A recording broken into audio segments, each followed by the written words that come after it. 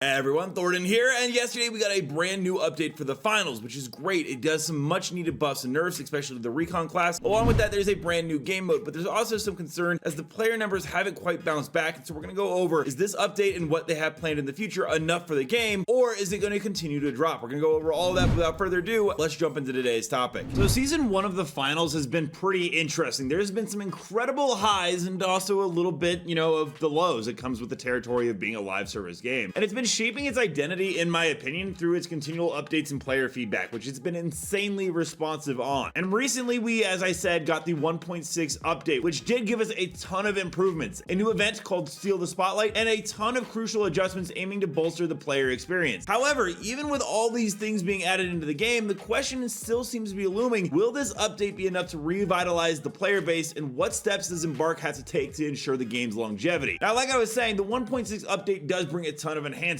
It addresses long-standing issues and injects some freshness into the gameplay. The big one coming in is the Steal the Spotlight event, which comes after they just recently brought in the solos mode. And it's got a pretty unique twist on the traditional gameplay, which is going to be set in the season 1 Las Vegas map. There's obscured visibility, and they added obstacles, and you've got to navigate through the challenges while vying for victory, which makes a movement player very, very happy. It's at least a unique concept that does add a new way to play the game, along with the solos mode, which is just basically, solos. It wasn't a huge gameplay twist, but it is nice to see that Embark is trying out new things, and we could be seeing new permanent modes coming to the game in the near future as they are testing the waters to see what the player base likes. Now, in addition to that, there are a ton of adjustments for the gadgets and the gameplay mechanics and classes, of course. One notable adjustment is the introduction of squad colors for gadgets like Dome Shield and Mesh Shield, which does actually give you some visual clarity during intense encounters. I don't know how many times I've shot the wrong turret. Look, I'm not the best in the world. Obviously, you guys know that, but it was nice that Embark at least dummy-proofed it for me. Furthermore, there's been some reduction in the recon senses, which was much needed for the medium class. The range and addition of a detected warning text mitigates its dominance in the current meta, making heavy and light a little bit more balanced, it seems, with the medium, which was a huge issue. It seems to be a constant yo-yo between which class is too powerful and which one is too underpowered. This kind of meticulous attention to the detail really lets us know that Embark does care, and they do listen to the player feedback. Even if they don't always get it right on the first try, they're always going to come back with more updates and more fixes based off of what we have said in the community. There's also been some focus on bug fixes, audio enhancements, and controller optimization, which after the aim assist